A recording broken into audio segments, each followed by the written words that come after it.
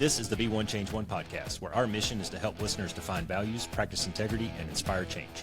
Our vision is to mentor men and empower them to achieve more by taking responsibility for shaping their own lives. He's CAS, an evolving man who has been shaped by adversity and continues to grow through his imperfections. And he's Roscoe, an imperfect work in progress that tries to suck less every day.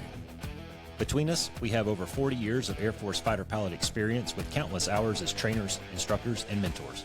Join us and learn to take responsibility for your own life as we dive into subjects from leadership to resilience to vulnerability. Be the one who changes their course. Be decisive, driven, and purposeful. Set the example for others. Lead.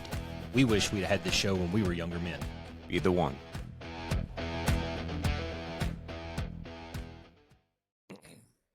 Why does this always ask me if I want to live stream? No, I don't want to live stream. Well, sorry, man. I'm going to shit the bigger turd here. So, I'm sorry. I'm sorry that you didn't get much sleep last night. Here's my story. So, a few weeks ago, this was before Katie and I go on this cruise. I'm sitting here one Saturday morning. I don't know. I like to get up early, 6:30 sometimes, and it's quiet time. I like to sit there and read and have my coffee, and like literally it's just, I mean, you can hear a pin drop, man. I hear the birds chirping outside. It's beautiful. The back door's open so the dogs can go in and out and do what they want. They can play, whatever. I'm sitting there reading, and all of a sudden my 100-pound yellow lab comes and jumps in my lap, and he is like shivering in fear.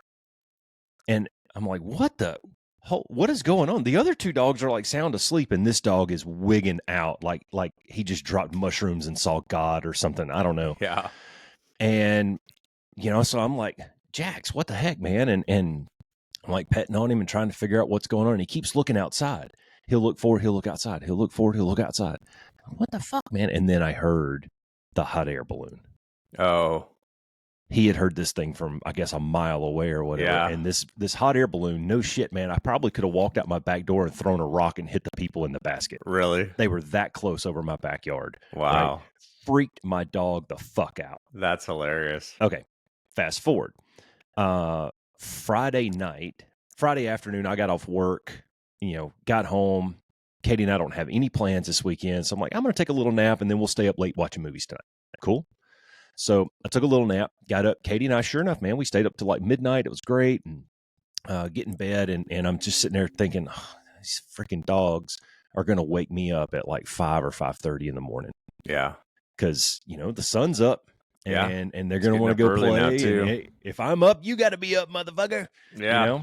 Sure enough, man, 5:15, I hear them beating at the door. Fuck. So 5 hours of sleep on Friday night, Saturday morning.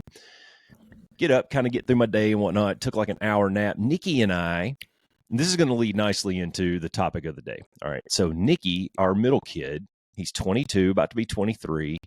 He and I have a mandate set for last night at the movie theater to go see the new John Wick movie, Ballerina.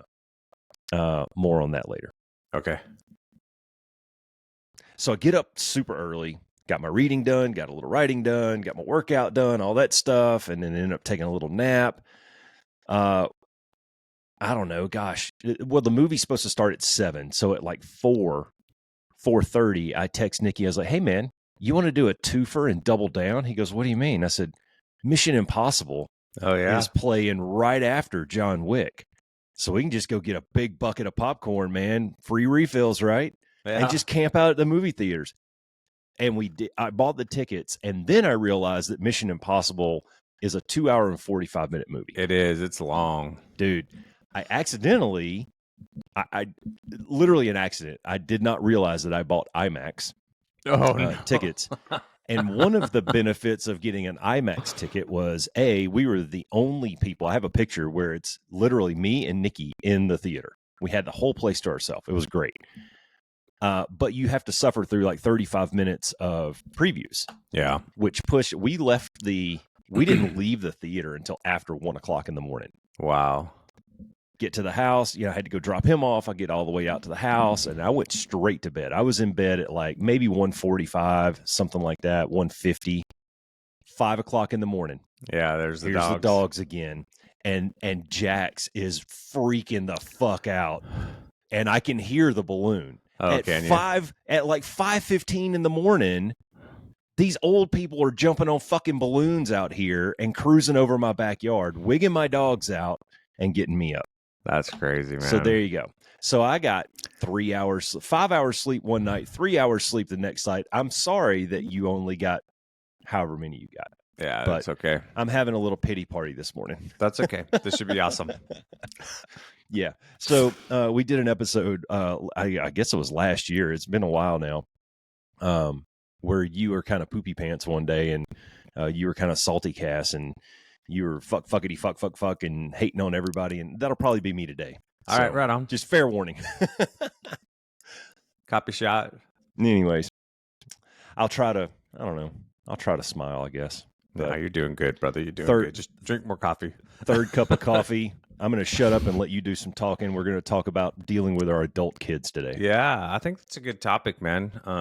Because, you know, I think it's hard when as your kids grow up, because you still like we have roles that we all play, right? And I think it's easy to to stay in roles in relationships with other people, and especially our children. And I don't know about you, man, but I still see my kids sometimes, and I see little kids, not adult kid, not adult people. You know what I mean? Yeah. And so I think that's for the older listeners out there, like I think that's a transition that can be difficult.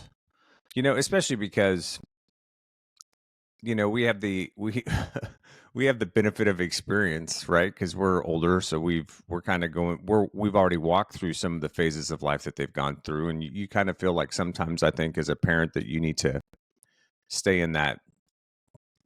I don't know what the best word to describe it is. Not necessarily a mentorship role, but like leadership role, or maybe even an authoritative role. When they're fucking grown ass people now, man. Like at some point you just gotta recognize that. And I think it's really important too, at least in my experience with my own children, I think that at some point there has to, you kind of have to gradually let a shift happen from kind of more of that parental role to more of a peer role, right? And kind of afford them that same level of respect, that same, a little more freedom of movement, but obviously still be there for when they need advice or they need help, or to have those conversations. But I think if you, at least like I said, in my experience, if you stay in that kind of a little more domineering or authoritative role, then you may not get asked the questions that need to be asked sometimes, if that makes sense, right? Because they're like, well, fuck, he's just going to tell me X, Y, Z, and I've heard it all before, right? Where I think if you can make that shift into having more of a peer role or peer relationship, in the sense of, you're not kind of digging in to find out what's going on and being nosy about stuff, but you're just making sure that they know that you're available and there, if they need advice or they need support.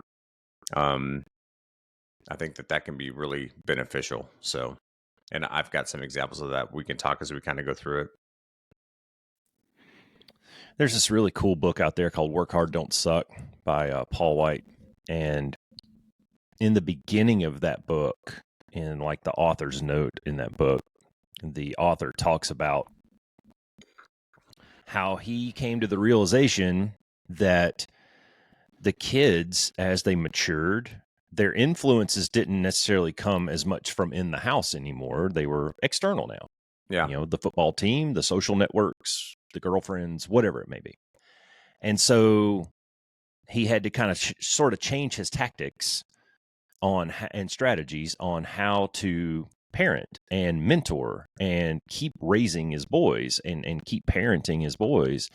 And I thought it was really unique that A, he was able to have that revelation, and B, make a change so that it was more of a lead by example versus a, as you said, authoritarian, because I said so type of leadership. And we've had that leadership discussion before about how, of course, there's times to be authoritarian, and there's times to snap your fingers and say, because I said so, Yeah. in a personal and professional environment. But I think you catch more flies with the honey of leading by example. I don't know if I necessarily agree with your term being on a peer level. I know what you mean. Yeah. I know what you mean, but I think I think there's still a line, just like there was a line between you and I when we were in the squadron, right? Sure. I mean, we were bros. We were good friends, right? Yeah. How many closed door sessions do we have that nobody was privy to Sure. those conversations? In confidence, in there, just ripping on whatever we needed to rip on, right? Yep. But at the end of the day, there's a line, and I'm not trying to say that we were peers, but we were bros. Yeah, we were peers. There was still a gradient, Sure. and I kind of feel like that with my boys now. I got one that's 28, about to be 29. He's a police officer. I got one that's about to be 23 that's, working his way up a ladder. And I got one that's about to get commissioned in the Air Force. We can be friendly. We can be friends. We can hang out. And guys, I'm telling you, I'm really enjoying hanging out with my young adult kids. Yeah. Like this trip to Bama, it's a blast, man. Yeah. There's so much fun. And especially when all three brothers get together, it's a comedy show. Yeah. And I just sit back and we were sitting there getting ready to take these family pictures when we were down there. We were all down by the lake. We're dressed up, and I'm sitting on a swing on one of those wooden 2-place swings down on the dock with Katie's dad. And we're just swinging, and I tapped him on the shoulder and I said, "Hey, man, I'm starting to really understand now why you sometimes just sit off to the side." Because I've found in the last year, maybe year and a half, that when we go out to dinner, I just sit there. Yeah, it's fun to watch. I mean, I'll sit. Yeah, it is. It's just fun to watch the show. Yeah. And I'll sit there for an hour and not say a word and just eat my food and just watch and the banter back and forth and, everybody gets their turn in the barrel. It's I don't know. It's fun. Life in the White House is fun. That said, I do think that there's still room for us to jump in and draw lines, and I'll give you an example of that. We have a family chat, a family text message chat, and we're always just throwing random crap in there, and it started to get a little locker roomish for a little bit. And Katie made one passing comment about, "Wow, it's starting to get a little, risque in there in that chat." And offline, I went over and I texted all the boys, and we created a white boys locker room. Okay. And that's where we put our poop pictures and dick and fart jokes and all that stuff. And we try to keep it a little more NC-17/R rated for the family chat. Yeah. So I think that's a good balance of being a bro, but then, there's still a line, and sometimes you have to say, because I said so. Yeah, I think that's an appropriate boundary to set, right, for the dynamic of the whole group versus just the boys. So the irony is now Katie feels left out. Does she? So, and I said, "Sorry, you asked for this." Yeah, right. So, yeah. I mean, and again, by peer, I guess what I mean is, obviously, we have a little more life experience, and there are times where you still have to draw boundaries, just like in any relationship, and kind of lines in the sand. And sometimes there's times where you have to have the hard conversation too, where you have to do the, "Hey, dude, you need to knock it the fuck off." Yeah, right? Right. Exactly. But I would do that with you. I would do that with anybody that I care about, that I love, that's a bro, that are important people to me in my life. So, but at the same time, sometimes I wonder, like, how often do you ever look at your kids and go and wonder what you could learn from them as they grow up? Are you asking that rhetorically, or? Yeah. Well, yeah. Like, do you ever, like, I learn a lot from my kids, like in different ways too. Like, there's things that I'm not good at, like finding joy and relaxing and, different things like that, sticking to a schedule, being a little more fluid and not so kind of stuck to the own itinerary that I have in my mind sometimes, being able to just go with the flow a little bit easier. So and some of my kids are really good at that, you know? Yeah. And so I try to find ways too. I think that there's things that I can learn from in a lot of respects. There's times where I learn a lot from my kids and just how they react to certain things or how they approach certain scenarios and stuff like that. And so, and I just wonder how many, especially men in that regard, kind of try to view their kids through that lens every once in a while as they get older. I what you were just bringing up reminds me of this. What the short answer is yes. Yeah. It's tough for me to say learn because I think learning is an active process, and I don't know if I have learned and applied some of these things to my life, but Sure. I've definitely observed for sure. And one of the funny things, it just brought this funny anecdote to my mind.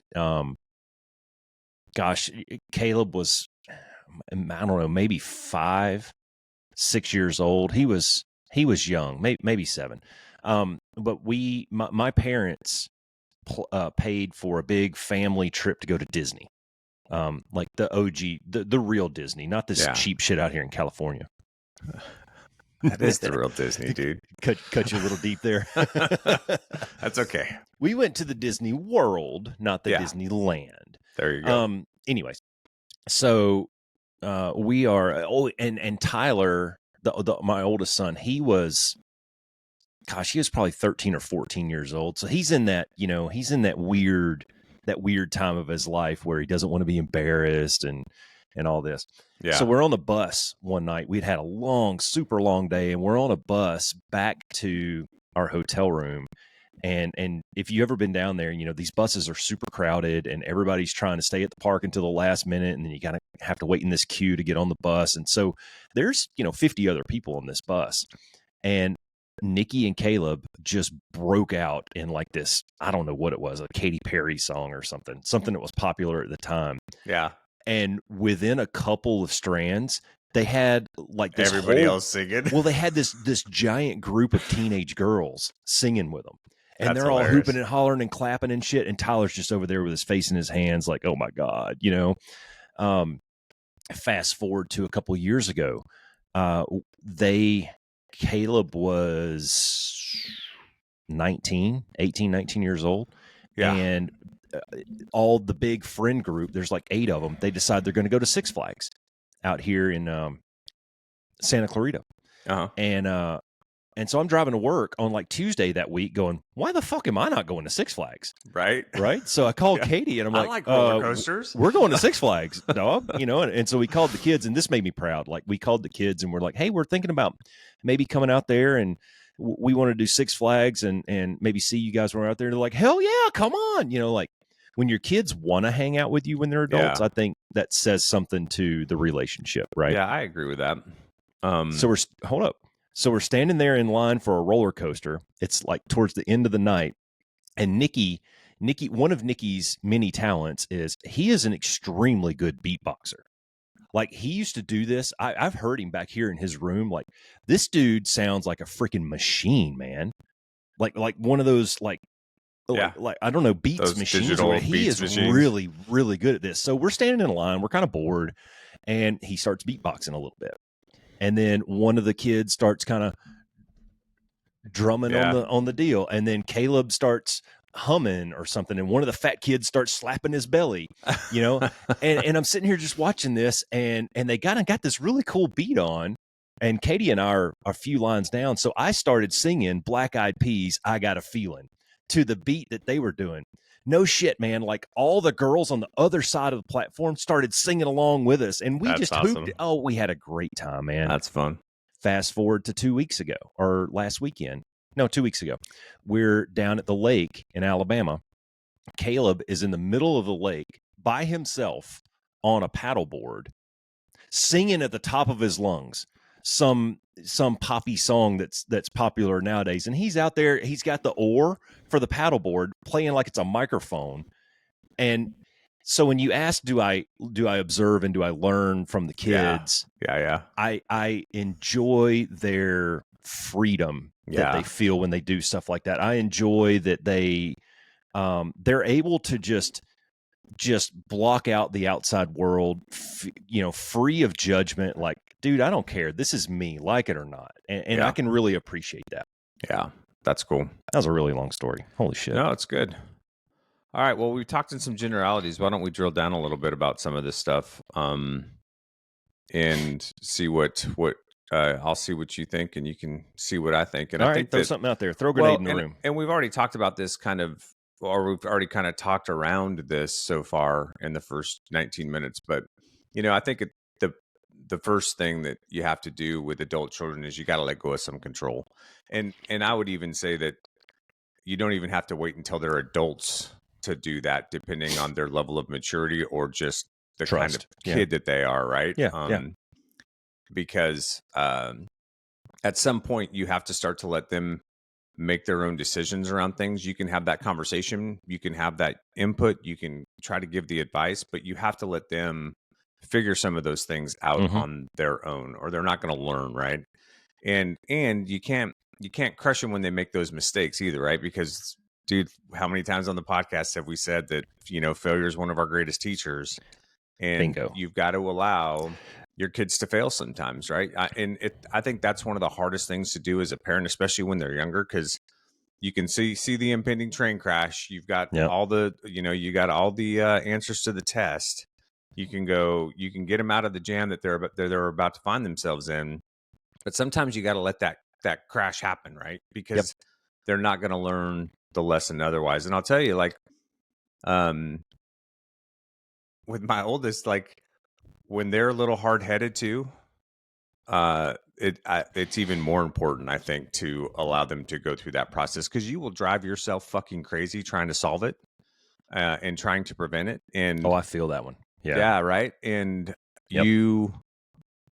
but there's no amount of interjection that you can have that's actually, they won't learn that lesson until you just let them fucking screw it up, right? And that's just some people learn that way. Some as my my youngest son, we can have a conversation and he'll take copious notes and go, all right, I'm going to do X, I'm going to do Y, I'm going to do Z. Dad said do it in this order. And so they're so different. So he's learned Z. Yeah, this is good. Yeah.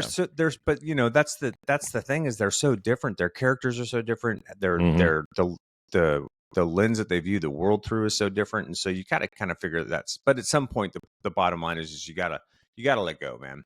You got to let go. You got to let them make some decisions, even if it means they're going to make a mistake or fail. And then, be supportive on the backside of that. Not do the pointy finger, I told you so thing, but, be there to support. If you want to build trust, to continue to build trust in your relationship with them, so that lane of communication stays open, which we'll talk about in a second too. Yeah, I think everything that you said, I started to write down, let them fail, and then you said it, because I think that's a huge key, and it's so fucking hard as a parent. It is. To watch your kids, and you can see it. And Katie and I talk about the slow motion train wreck all the time, because you can see it. And like, we've got situations going on in our family right now, have been going on for a couple of years, and I've called every shot. I've called every shot, man, like Babe Ruth out there pointing towards the left field. I've called every fucking shot, but you have to let them go through it, as painful as it is, because, we've tried.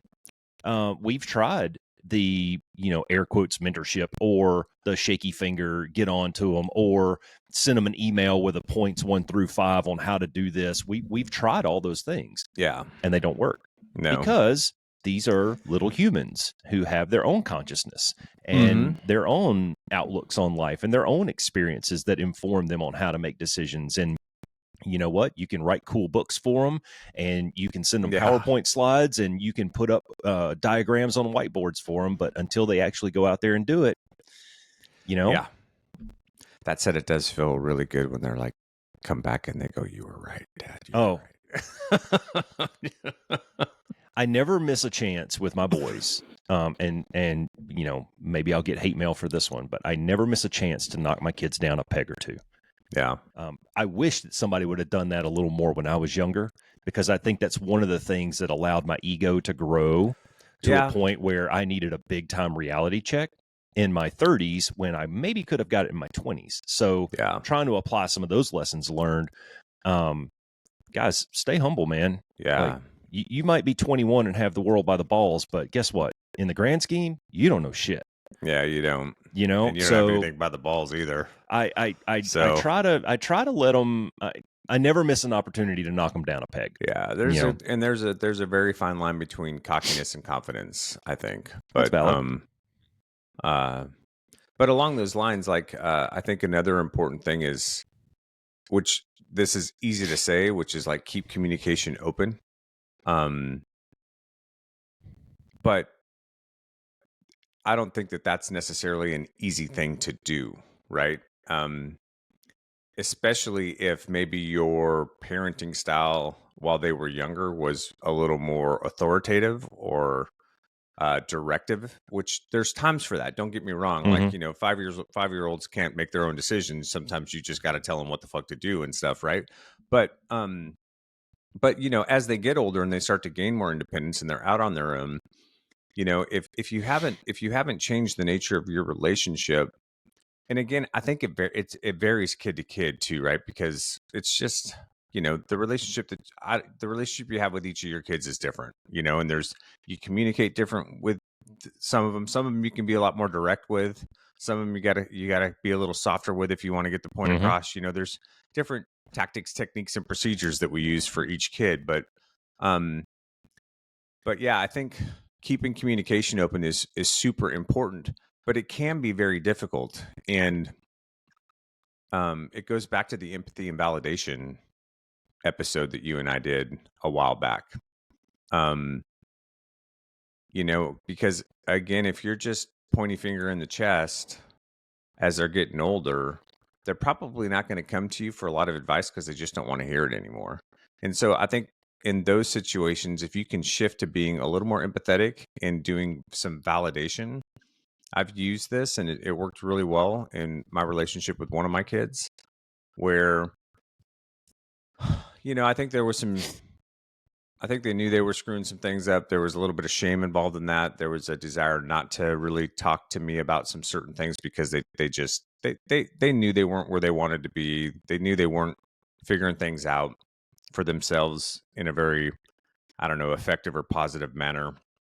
And I think that they were just in a place where they're like, I just know I don't want to hear it. They were worried about what kind of feedback they'd get.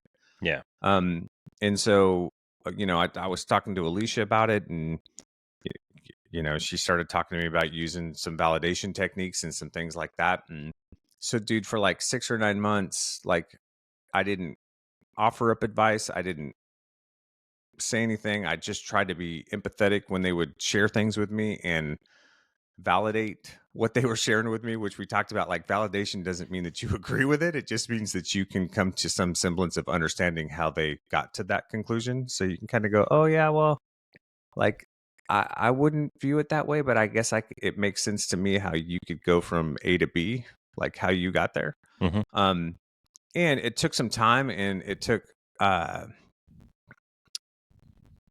like I probably didn't eat very well for about 6 months because I was biting through my tongue so much at every conversation. Lots of soup. Yeah, but it worked, and then all of a sudden, like it completely changed the dynamic of the relationship to where that one of that kid started coming to me and asking for advice again. And hey, this is what's going on. What do you think I should do? How would you approach this? And so it kind of changed the dynamic of the relationship from me just wanting to jump in and go, okay, this is and problem solve it, to them actually approaching me and going, hey dad, what do you think? How should I approach this? What do you think I should do about this? Which was really cool. But I will say it was not necessarily a easy process. Well, in effect, though, over time, what did you really accomplish? I built trust. You rebuilt the trust, and you eliminated some of the fear of judgment. Yeah. From that, which I think maybe could be a subcomponent of trust if you want to, go holistic on the whole thing. But, one thing to highlight there through that story and that example is, for the parents out there like me and you and I, who have multiple kids, especially maybe for a blended family, maybe even more, especially for a blended family, certainly for a family who has a mix of boys and girls, something that I don't have experience with. But the one size fits all parenting style is probably not optimal.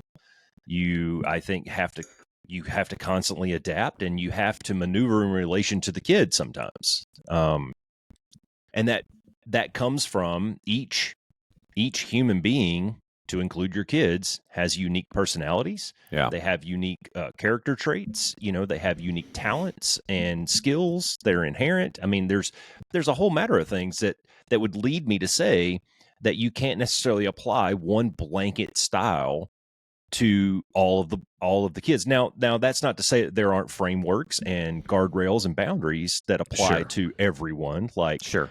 yeah, I mean, I'm trying to think of an example. When the kids are little, hey, we're going to finish all of our food on our plate. That's something that we kind of stuck to, and that's something that I grew up on. And I don't know, that's a dumb example, but you get the thing.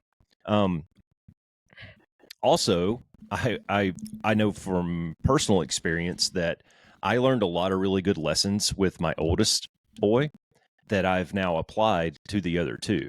Yeah, I that's learned true. lessons. I learned lessons with the process. middle kid that I'm applying to the youngest one. Yeah. And it's a learning process for the parent as well. And I think if you don't go into it thinking that or understanding that, then you're setting yourself up for suboptimal performance as a parent. And maybe that's, maybe we came to that just over time. We were able to kind of look back on things and go, whoa, wait a minute. Like the same things that I did with this guy, there's a 6-year age difference between one kid to the next. Like, it's clearly not going to work. Oh, by the way, you're in a different position in your life. Yeah. Right now, I'm having experiences and bonding moments with Caleb that I never got to have with my oldest son. Right. And it's just a function of where I am in life and the things that he's pursuing. And we've found some time and opportunities there to really forge a unique relationship that I didn't have a chance to with the oldest one. Well, and I love what you're saying there, Roscoe, because, it kind of points to the fact that some of the examples that we've just discussed, like, this is a bit of a nuanced process in the sense certainly. that, dude, it's not just the individual, dynamics that exist between different personalities, but dude, it's how much do you want to grow as an individual or as a parent as well, right? Like, how much effort are you putting into your own personal growth, so that you can understand some of these aspects. Like, the empathy and validation thing was not easy for me. Because I was really frustrated at certain points, but where were you in your personal life? Where were you individually while that was going on? And so, I was pretty far down that road at that point in time. But I will tell you that would have been way more difficult for like a 20-year-old or early 30-year-old CAS to do than a, late 30, early 40-year-old CAS to do. So, it's an iterative process. It's developmental. You're going to fuck shit up too, just in parenting, and make those mistakes. I think what's important when those things happen to do is to circle back and go, hey, dudes, I fucked this up. I'm sorry, and I'll try to do better next time.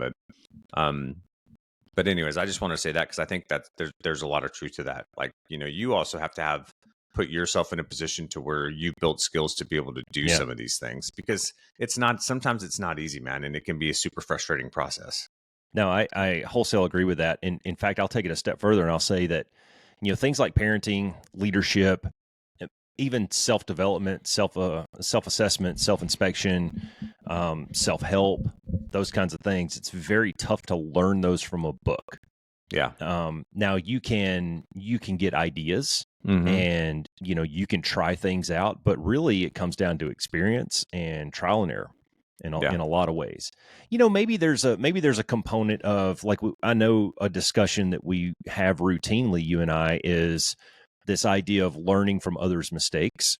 Yeah. And I'll use, our parents, generationally, there were some things that I learned from my parents that I've learned from Katie's parents that she's learned from her parents and her in-laws. And certainly, I know that's the case with you.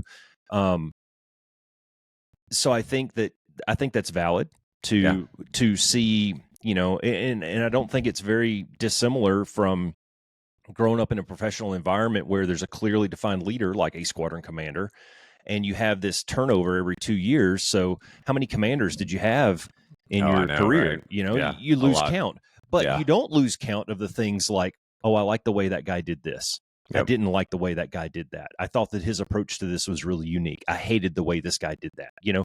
And I think the same could be said for us viewing, you know, looking upwards towards the generation above us and go, okay, I like the way that my dad did this. I didn't like the way my mom did that, da da da. You know, and you start to compile these little strategies and tactics in your mind so that when you're faced with that same scenario, man, this is no different than what we talk about when we talk about goal setting and planning and executing and all that shit. Sure. It's just on Well, a different scale, and you're dealing with human beings.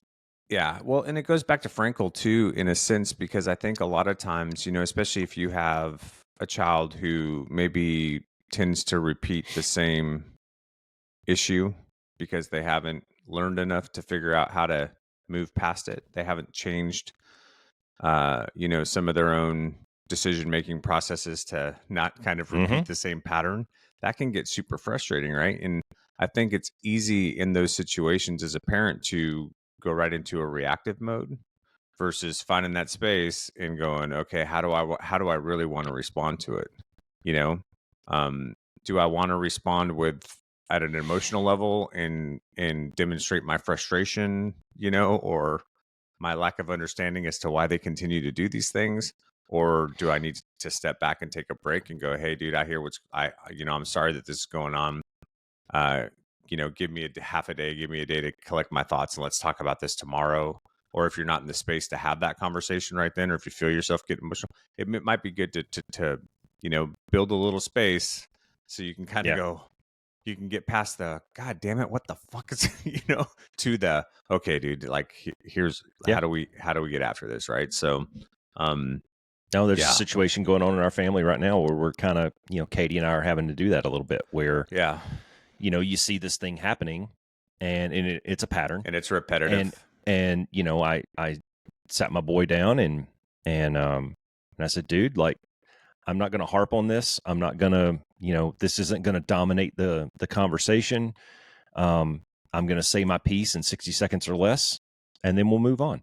Yeah. Because, you know, they're grown ass men at this point. Yeah. Yeah, that's I mean, right. they still got a lot to learn, and I don't think, you ever stop being a parent. I know you know, I'm almost 50, and my mom still parents me.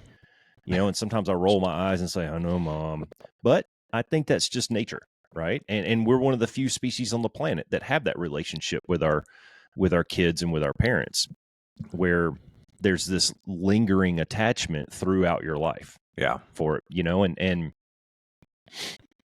in the situation that Katie and I are dealing with, you know, we've had these discussions. We sit here and we talk about it, and we say, look, we can't engage when we're emotional because then you say things that can't be unsaid. Yeah. You do things that can't be undone. And so the better thing is to take space.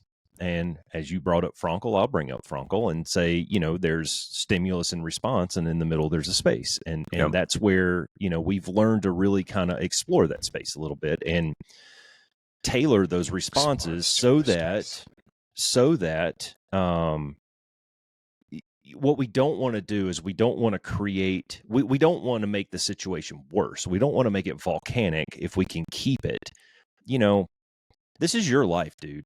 Yeah. And that would, man, it's a tough pill to swallow as a parent. It is, right? It's a tough fucking pill to go, this is your life. Yeah. And if this is the way you want to live your life, far be it from me to tell you how to do it. Now, I can show you some examples of how doing different things and making different decisions would pay off differently in the long run. Yeah. Invest early. The payoff is way down the road. Yeah. Right. And I can show you examples right here in my room in my house of how that system works. If you choose not to do it, that's on you, brother. And when you're my age, you're not gonna enjoy the fruits of that. Yeah. Yeah. Well, and I think that that's a great segue too to when you have adult children too, like just in any other relationship, don't be afraid to set boundaries. Don't be afraid to set appropriate boundaries. It's okay to tell your adult children no. You know, a lot of times, and I've seen this in a lot of situations. But, and a lot of times parents want to rush in and try to fix it, whether it's a financial situation or something like that. And, there are times where you have to stop bailing them out, right? At the same time, you have to go, hey, dude, we talked about this. You made those decisions. You continue to make these decisions, and I love you, and I'm here to help you. But I'm not going to, if you can't, if you're spending all your money on, Taco Bell and porn sites, and then you can't pay your car insurance at the end of the month, I'm not paying your car insurance at the end of every month anymore, right? So that's kind of a easy example, but I think those are good boundaries. Yeah, right. Don't be but my point is don't, because I think a lot of parents struggle with that, because you want to help your kids, right? You want to see them succeed and do well, but reference the failure discussion though. Yeah, exactly. And be careful with that, because one, you may be taken advantage of. It may not be completely intentional, but it may be completely intentional too. But two, they're not going to learn that lesson if you keep bailing them out. Like, at some point, you just have to kind of let them rise and fall based on their own decisions, even though it's a really hard thing to do, to watch it sometimes, and to see them fail in those aspects. You've got to allow it to happen, because if they know that they're always going to get bailed out at the end of it, they're never going to learn. I've told my kids for years now, and boys, if you're listening to this, I'm going to reiterate this in all seriousness. My financial plan ends in zero. Yeah, right. You get this money isn't nothing for you. Yeah. You get nothing. Okay, so if you're living your life so that one day Daddy will die and I'll get all his shit, the last thing I do before I die is drop a match in the living room floor, brother. Yeah, you are getting jack shit. Right on. And there's a reason for that, right? Is because I want you to feel the pride that Katie and I feel of building these things on your own. Yeah. Not being reliant on other people, being independent, and having that pride when you look at your life and going, man, look at what we've done as a team, as a family, as individuals. Look at the things that we've accomplished. And Katie and I have to look no further than our living room to see these things. Yeah. The people that are in the pictures in our living room are the people that built this shit. Yeah. And it's not an external function or a gimme or a mooching or, of course we've asked for favors here and there, like, hey, we want to go on this trip. Can you come babysit our kids? Or, I don't know, whatever. Sure. Small potatoes. Yeah. But I'm not suckling at my mom's teat at 50 years old. Yeah. Like some other people might be. I'm not dependent on another human being for my survival right now. And so I want my kids to feel that. Yeah.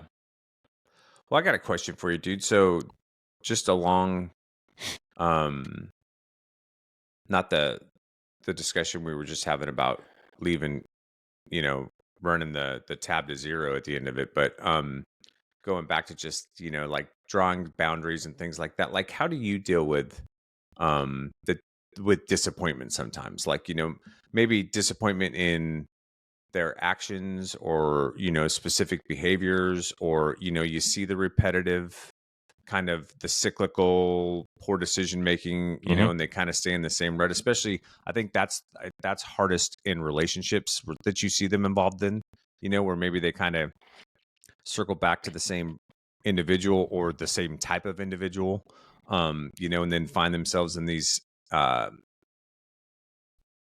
would, not good situations. But how do you deal with that?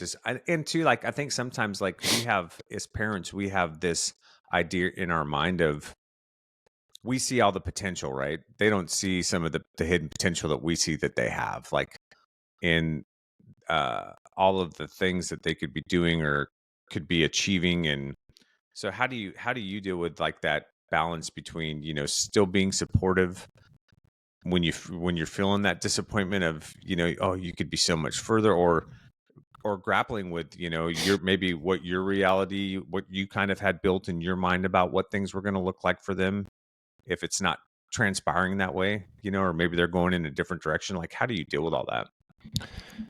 Not well. Yeah. That is something I'm still learning. Yeah. And in that regard, I'm a pretty hard learner. And it's because of some of the things that you said in there. It's because you want Yeah, I think that most, if not all, parents want the best for their kids. Sure. Right. And that doesn't, I don't want to fall into this trap of saying I want my kids to be better off than me, because that may not be the case. I want my kids to learn some of the same lessons, but I also want them to write their own narratives. Sure. And I want them to have their own lives. That said, that's something that, I mean, as recently as a couple of weeks ago, I still don't do that very well. And I'll give you an example. Caleb is going to field training for ROTC, right? And he got out of school. Semester ended somewhere around the 1st of May, right about the time Katie and I were headed out on that cruise. He has 2 or 3 weeks before we're going to Alabama. He's going to stay in Alabama for a couple of extra days and then go straight to field training. In that 2 or 3 weeks, one of his tasks that he has to get done, he had 2 things. One, he had to get registered for summer school because he's trying to accelerate so he can get commissioned faster. 2, he had to get a CAT card so that he can go to field training. We're now 2 days away from jumping on an airplane and going to Alabama, and he still does not have a CAT card. And I started to lose my shit. Yeah. Right? Now, part of that is, it's not necessarily my disappointment in him. Some of it was because I thought that he had learned the lesson of not procrastinating. Yeah. A little bit jump of on it, get it over with. Yeah. Hey, dude, we're the fucking Griswolds. If it can go wrong, it will go wrong to us every fucking time. Yeah. All right. Now, if you know that, you plan for it. Yeah. And that's kind of the way I live my life now. So we're 2 days away, and I kind of jumped into shit a little bit, Dude, I gave you the opportunity to solve this problem on your own. Now I'm being a little more directive with you. And ends up, he comes down here, he goes over to the 944th, and he sat there for like 2 or 3 hours and got a CAT card. I'm like, see, wasn't that hard, was it? It cost you like 3 hours out of your life, and now the problem is solved. Could have been solved 2 weeks ago. Now we're moving on. And I took a deep breath and went, okay, problem solved. Now we can go enjoy our vacation. Fast forward a few days into the vacation, we go down to Panama City Beach, and early one of the mornings that we were down there, Caleb and I got up by ourselves and we went down to Waffle House. Just me and him, right? Just a little dad son bonding time over some coffee and eggs and bacon. And he brought that up, and he goes, why were you so pissed off about that? And I kind of explained my position on it. And he goes, dude, I was so mad. He tells me this. He goes, I was so mad at you that I was listening to your podcast in the gym, laughing out loud at some of the things that you and Cass were talking about. And I cut it off and deleted it from my playlist because I didn't want to hear your voice anymore. Oh, wow. Yeah. And that kind of hit me a little bit hard. And I mean, we broed it up. We talked it out. It was all good. And what it came down to was there was a lesson to be learned in there that I was trying to pass to him. And I probably could have handled it a little bit differently. But that was one of those things where, when we say we want our kids to fail, I was not willing to let him have such a critical failure, right? Because so many of his goals and dreams and aspirations over the next few years pivot around him going to field training and doing well there. And I know, Murphy's Law, man. Sure. If he would have waited until the last minute, the CAC machine would have been broke. The guys would have been out to coffee. The line would have been wrapped around the building. Something would have happened to prevent him from going, and that would have stalled his. So I got proactive on it, and I didn't allow that critical failure point to approach close enough. Yeah. Maybe I could have handled the situation. Certainly, I could have handled the situation differently, but the short answer to your question was not well. And that's just one example. I'm still learning that one. It's hard. Yeah, I think it's hard, man. I think, a lot of times we have these built up ideas, but we have to also step back and recognize that our kids, like you were saying, they're on their own path, So it makes me think of, the dads who, I played baseball, you're going to play baseball. I played football, you played football. I played college ball here, you're going to go play college ball there. And it's like, does your kid even want to fucking play ball? Like, did you ever stop to ask him that question? I think it's tough. But I think that there's also some. So one of the things, even when my kids were younger, that Alicia and I always talked about were just natural consequences, right? There's natural when when you make a decision or you procrastinate or things like that, right? There's some natural consequences that go along with that. And I think I try to use that kind of as a lens sometimes to look at things through. Because like, for instance, let's just use the Caleb situation. So you've told him, probably several times in the couple of weeks leading up to it, hey, dude, have you taken care of this yet? Hey, here's some resources. Here's how you can take care of it. Here's where you go on the base, right? I'm sure that those were conversations that were happening, right? To the point and where then, I called the actual places, yeah, right, and tried to get him a squeezed in appointment. Yeah. And so you're doing that work for him to a certain extent because you've got your own kind of anxiety around it because you can see, that it's a critical failure point, right? Yeah, we're 3 steps away from him not going. Seriously, yeah, dude, I've been there. No, I've been there, right? So, but but let's say Caleb put it off to the last minute, and then he went down there, and it was a complete fucking thrash. And he, instead of 3 hours, he ended up spending the whole day before he could finally get it, and it was really stressful and all that stuff, right? Well, that would have been, or he didn't get it, and then what happens? Like, is he able to still go to Alabama at that point, or can he get on to Maxwell and get one when he gets there so that he can still report? Like, we don't know, but like that would be the natural consequence, right? Like, or for instance, like with my kids, if they had like a project due at school, like when they were, in high school or whatever, if they had a project due in school and they knew for 2 weeks that they needed to go get shit for it, whatever that cardboard paper is, and all those kinds of things. And then at 9:00 at night, when I'm getting ready to go to bed, they go, "Oh, Dad, can we go to Walmart real quick?" No, we can't, right? And that's a natural consequence. If you want to procrastinate, you can procrastinate. Yeah. I need to go to bed because I got to get up at 4:30 tomorrow morning to be at the squadron by 5:15 because I got a 5:30 brief and blah blah blah blah blah. So you're gonna have to figure that out. Call one of your friends that has a car, or if you can drive, take your own car, take your own ass to Walmart, buy your own shit, figure it out, right? So, yeah, I think there's degrees of. And the Caleb example is not the best because I agree with you. Like, that's a critical point of failure, right? Yeah, like, that's something that would have really super long lasting effects, right? But in the other example that I gave, like, those are ways too, though, that you can kind of build that resiliency and that thinking and allow those natural consequences to happen where it doesn't have such a drastic effect to try to teach the lesson, right? Without you getting wrapped up in it and having anxiety around it and then jumping through hoops to make it all happen for them. Right, 100%. 100% agree with that. 100% agree with that. With that, that mindset, that approach, that example. I will say though that this is an opinion. I think that there are probably varying degrees of times when you need to take immediate action. Right? I agree. Varying degrees of immediacy, I guess, is probably the best way to say that. And this situation with Caleb was.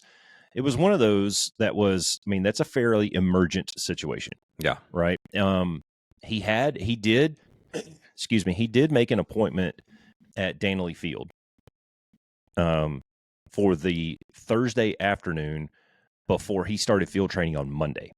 Okay. And I wasn't okay with waiting that long because here's the thing, man, is like consider the second, third order effects. Consider the second, third order effects, right? We fly out there on Friday and you don't have an appointment until the next Thursday. In the middle of that is a big family weekend, family pictures, a trip to Panama City Beach, right? So many things can go wrong. Oh, by the way, you got this black cloud hanging over you, this anxiety, this dread that something could go wrong in the last minute. And I wasn't okay with that. Yeah. Right. Because maybe in his undeveloped 20-year-old brain, he couldn't see those external or those additional factors that go into the calculus. Right. Maybe he only saw X and Y. Yeah. Yeah. He only saw X and Y, whereas maybe us with a little bit more experience and definitely more information, we can see A, B, and C that also tie into X and Y, to help complete the formula, so to speak. And I thought that was a point where, I had to step in and be a little more if we're going to stick with the same term, authoritarian in it. Yeah. I could have handled it differently. Sure. But I want to throw it back on you, and I'll ask you the same question. How do you do it? How do you deal with disappointment? Well, I think, I think it varies. I tend to internalize and worry a lot, but I don't show it, if that makes sense. But it does create a lot of, I would say, a little bit of stress and anxiety for me. I've gotten better about not overreacting to those things, but I agree with you, dude. I think that's one of those things as a parent that's really difficult to do, right? It's really difficult to, and sometimes when they're adults too, I think it's really hard to know like when to jump in and go, all right, dude, what the fuck's going on? Why are we doing this? Why are we making these decisions? And like, I think it's hard to find the balance of stepping back and allowing that studio space for them to kind of explore some things and figure some things out on their own and make their own mistakes versus when it's the right time to jump in. And I think that your example with Caleb is a really good one. I think on 90% of things, it's okay to just step back and let them do their thing. Let them deal with the natural consequences. Let them explore the studio space. Let them figure it out on their own. Be available, be willing to offer to give advice if asked. Try not to be judgmental in the actions, and try to show some empathy and some validation in the decision making process. But let them go. But at those, I think that the times for sure to jump in are at those where you can kind of foresee some kind of critical point of failure that's going to have a really major impact on their lives. So what are those types of things? Like professionally, like the field training exercises are examples. A good one. Maybe a career decision or career move that doesn't make a lot of sense. Maybe you need to flesh that out with them a little more instead of just going, yeah, dude, sounds good to me. Relationship, dude, your spouse and who you choose to live the rest of your life with, that's a major impact on the rest of your fucking life, right? So I think those are times where maybe, if there's some, and the way that I would approach those things now is just, having had those things go on and having some experience in that is with a lot of grace and not a lot of judgment, and to ask a lot of questions, because I've recognized too that sometimes I don't have all the information, right? There's a lot of times where maybe one of my kids is doing something and I'm making a whole bunch of assumptions as to why that's going on. They're waiting to do this till then, and that doesn't make sense to me because they could be doing it now. But I don't realize that there's all these other pieces to it, or that there's all these other steps that have to happen first before they get to that, right? And so what I found is a lot of times it's good to approach those things by just starting to ask questions. And and just trying to gather a little more information, because I may not have all the pieces to the puzzle yet. And a lot of times I make a lot of assumptions because let's face it, dude, we're badass fucking fighter pilots and God's gift to mankind, and so it's hard for us not to know that we're absolutely 100% right, and that we understand all the aspects of everything that's going into this decision making process. So that's how I try to approach it, but it's hard. It's real. I think those are one of those things. I mean, it's hard to have hard conversations sometimes. And I know you've probably had this conversation with your kids as well, that there are two rules in life. The first rule is I'm right. The second rule is see rule number one. Yeah. I say that tongue in cheek, but as you were telling your story there, you mentioned overreacting, and I've definitely been guilty of that. But then the follow-up question to that is, well, who decides whether you're overreacting or not? Well, I think after the fact if you've overreacted or not. And again, how many, there's probably very few times, and there's probably very few situations where there's some kind of decision they're facing or something like that you have to overreact to, honestly. You know what I mean? Like, I think most of the things that we're talking about most of the decisions that they're making that you may have question marks about, they're not critical, life altering decisions, right? So we talked about, if it's a critical point of failure, those may be times where, but I guess I don't really understand your question. What do you mean? How do you define who overreacts?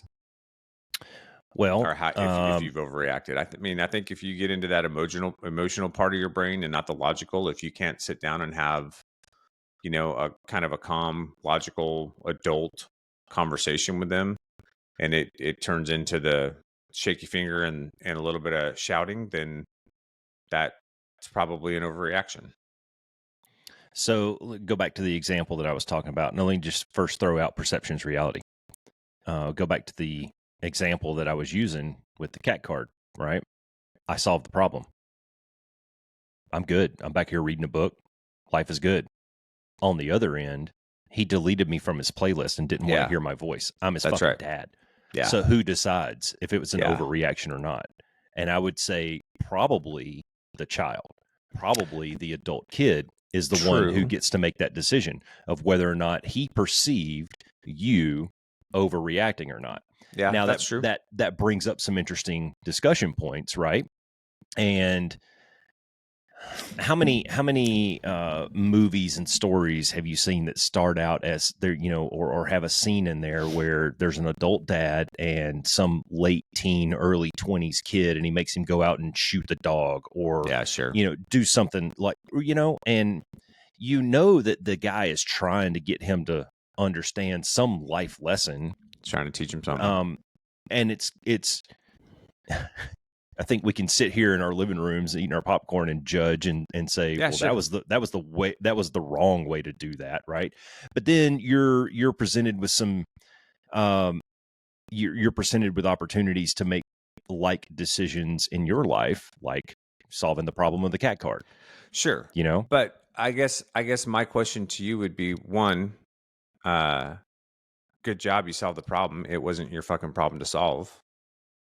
Two, like that's one way you could look at it, right? And two, sure, were you trying to solve the problem to manage your own anxiety around it, or were you, did Caleb really have the same level of anxiety around putting it off until the last minute that you did? And I get that, you can see where, especially having spent 20 plus years in the military, where all the possible points of failure could be with waiting that long to go to personnel to get a cat card, because that's always a great process. Most likely COA, most dangerous COA. Yeah, right. But like, I think sometimes too, as parents, right, like we react to something because it's creating our own anxiety for us. And at some point, I think too, you just kind of have to let go and trust that they'll figure out the process. They can figure it out for themselves, and that they've got to learn how to manage those things. You know what I mean? No, I think that's good. And ordinarily I might say, I agree with what we talked about earlier, where you say, let them fail, man. As painful as it is, if he goes down there and he doesn't get a cat card and he has to call back to his ROTC unit and say, sorry, I can't go to field training because I didn't get this. I didn't manage my time properly. Yeah. Over the 3 weeks between school end and field training start. Yeah. It was my failure. He's going to have to own that. He's going to have to tuck his tail. Now, what are the ripple effects of that? Those are all ripple effects that he is going to have to endure, right? A lower class ranking, potentially not getting the job that he wants in the Air Force. Yeah. But here's where it comes back to me, and here's where I take some license in this. I told you about the plaque that the kids got me for Christmas that says hashtag the dude that pays for all this shit. Yeah. Right? Yeah. As long as I'm paying for part of your school and part of this adventure that you're going on, I get a fucking vote, dude. Yeah, and that's valid. And when you start to when your failure potentially cost me an extra semester at school, I get a vote. Yeah, absolutely. Sorry, buddy. You're talking about 5 figures easily. And so, but these are things that his primitive 20-year-old undeveloped brain can't see. Yeah. Katie and I sit here and have these discussions like, I can see this, I can follow this bouncing ball, and I can see where it leads to an extra semester at school. I'm not okay with that. And don't take me wrong, brother. I'm playing devil's advocate. I'm not throwing spears at you. But none taken. But what you just said too, that's a perfect example of a very clear boundary, right? Like, look, dude, if you want to do your own thing and make your own decisions and you don't want me to have any influence in this process, you can pay for school. If I'm paying for your tuition and I'm paying for you to be up there and I'm spending, tens of thousands, if not hundreds of thousands of dollars for you to do that, I get a vote. That's right. There's times where I get to interject in this process. I get a vote. And you get to do what I tell you to do, right? If I'm paying for dinner, I get a vote on where we go. Sorry, man. See, that's a great example of a very good and healthy boundary to set as a parent with your adult children. So, we just spent a lot of time talking about the failures of our kids and dealing with disappointment. And let's flip the script and say, how do you deal with their successes? Yeah, dude, to celebrate them. How many parents? What do you think Taylor Swift's mom does for a living right now? She's famous for being famous. She's famous for being Taylor. Yeah. She's famous for popping out a kid who had some talent. I mean, and how many? I know people personally who ride the coattails of their children. Yeah, and live vicariously through their experiences. And man, gosh, I like. Now, granted, I look back on my career and my adult life as something I'm proud of. And I had some really unique experiences, things that a lot of people, a very, very, very small percentage of people, and I've done the math, very small percentage of people get to experience some of the things that we got to do. Yeah. Right. I mean, strapping on 50,000 pounds of fucking just raw, rippling off 5,000 pounds of just burning hate that goes boom. Yeah. I mean, like there are very few people that get to do that kind of stuff, man.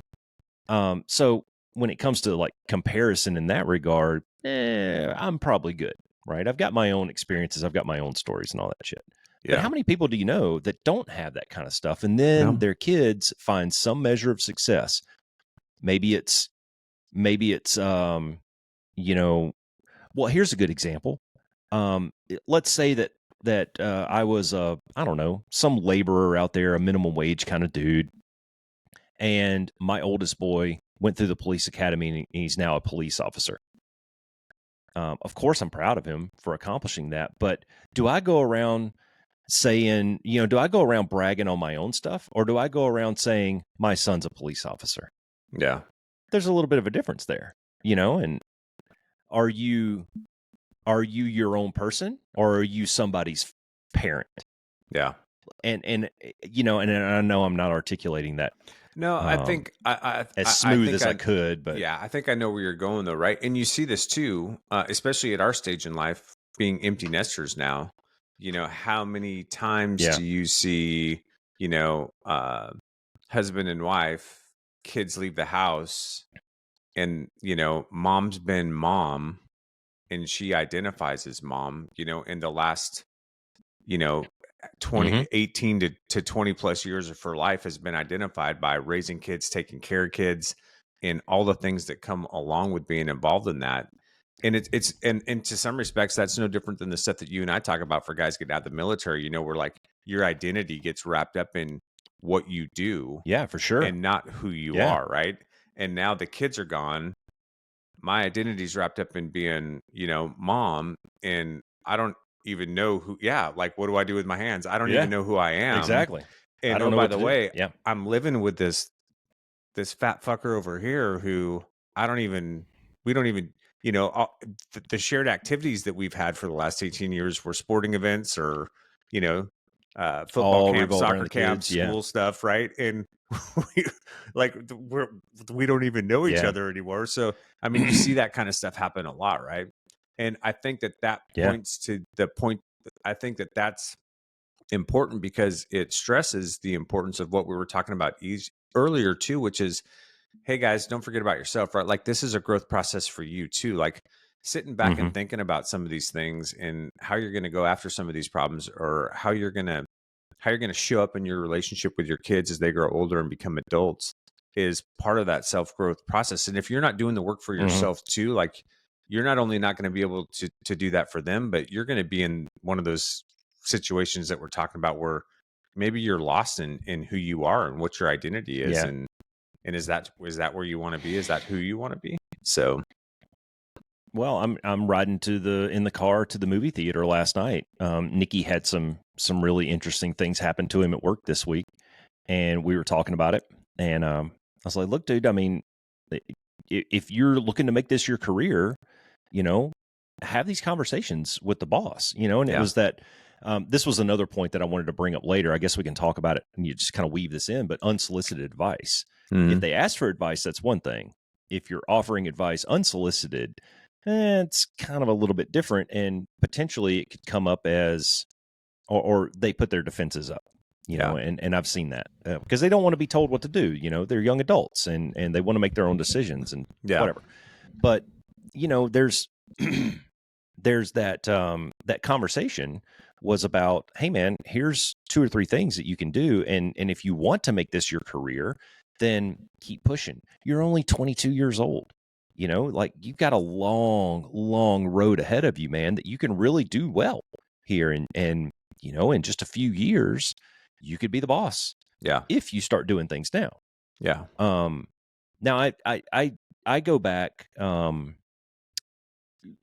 throughout their lives as they got up and where they could understand when I said this, you know, late teens, probably when they could really understand when I said, guys, you don't have to do anything similar to what I did to make me proud, right? Yeah. Don't live your life. I don't want you to live your life trying to make daddy proud. Yeah. Just live your life. I'm proud of you. Yeah. You know, you're good people.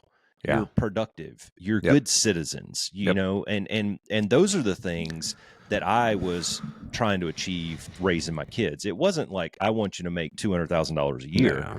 I don't give a fuck, man. You can make 60K a year. If you're happy, great.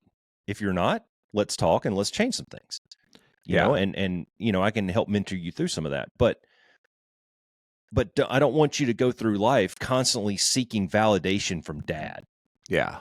Well, I think that's one of the other ways you build trust too, right? Is love's not conditional. It's not, hey, I'll love you as long as you're the star quarterback on the football team, or I'll love you as long as you follow in my footsteps, right? That's it. Yeah. Love is unconditional. Like if you as love long your as children, you're doing good, it's then no problems. Well, and it really goes back to I think the key of what you're trying to get at though is like I've said this, especially in big areas of disappointment or failure with some of my kids, is just like you were saying, dude, I don't love you because of what you do for a job or what you achieve in your professional life. I love you because of the person that you are. I love you because of the values that you have and the integrity that you demonstrate, you know, and the fact that you care about people, you know, that you live in your value system and that you care about people in your life and that you're a good person and like all those things, right? It's, I value you and I love you because of who you are, not what you do. Right. And I think that's a very important delineation to make and is a great way to also build trust with your kids as adults. Yeah, I think that's great, man. And you know what I've found too, and this is a source of pride for me is, well, let me just rewind a little bit and go, when the kids were born, every one of them, they get to be, I don't know, somewhere around 3 probably, and you really see their personalities start to pop. Yeah. And you can kind of say, he's going to be a little bit stubborn when he gets older, or, you know, he's going to, whatever. He can throw a football really well, whatever it is. And I remember Katie and I having these conversations about, well, you know, just daydreaming about what we think our kids are going to do when they grow up. Well, he's going to do this or he's going to do that. And every one of them, we were 100% wrong. Couldn't have been more wrong in our estimation of what we thought our kids were going to choose for their profession, which is kind of fun, you know, for us to reminisce and go down that road. But what I've really enjoyed lately, though, is when we do all get together, the conversations are so diverse now because they all have their unique experiences. Yeah. You know, Caleb just went with all of his ROTC bros this spring over to Lake Havasu and just partied it up for a long weekend. And some of the stories that came out of that were just, I mean, it made me sad because I remember how much fun that was back in the day. You know, being a first term airman stationed at Tyndall, dude. Like, it doesn't get much better than that. 21 years old, stationed at Tyndall Air Force Base in Panama City Beach, Florida. Like, oh God, how lucky and blessed was I, right? And then Nikki tells me stories about, you know, when he and his friends drive over to Dallas and go to this big gaming convention, something that I think is gay as fuck. But the stories that they tell coming out of it are just hilarious. Yeah. You know, and that diversity is something that I've really learned to just sit back and enjoy the show. Yeah, that's cool, man. Yeah. I feel like this conversation is never ending. I feel like there's so many points and so many things that we can discuss and so many people that we could bring in to give other examples, you know, and because here's another truth that I've found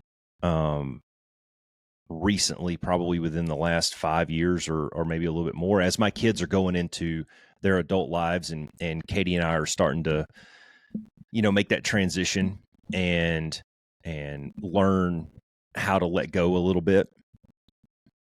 Every family has their certain level of dysfunction. Yeah. And every family is dealing with something. You know, some families have kids who get into drugs. Some families have kids who are, you know, wake up at 4 o'clock in the morning and do 2 extra practices before school so that they can be the star and go to college. Yeah. You know, some people have kids who volunteer at the Salvation Army on the weekends. I mean, like, and, you know, you just never know until you start having those conversations with other people and going, hey, you want to hear what my fucked up kids did? Oh, well, let me tell you what my fucked up kids did. You know, and some of those get really fun, you know? Yeah, they do. Yeah. What else you got? What else was on that list? That's all I got on this one, man. How about you? Let's see. I think we talked about respecting their independence a little bit through, kind of sprinkled in throughout there. Yeah, well, I think that's kind of a theme throughout all of it, right? Yeah, and it is a little bit hard. One of the things that Katie and I really struggled with, especially with Tyler, with the oldest boy, was letting go. You know, he was the first. He was the oldest. He had some. He has some things that have affected him in his life. Some medical things, some relationship things, and man, Katie probably more so than me.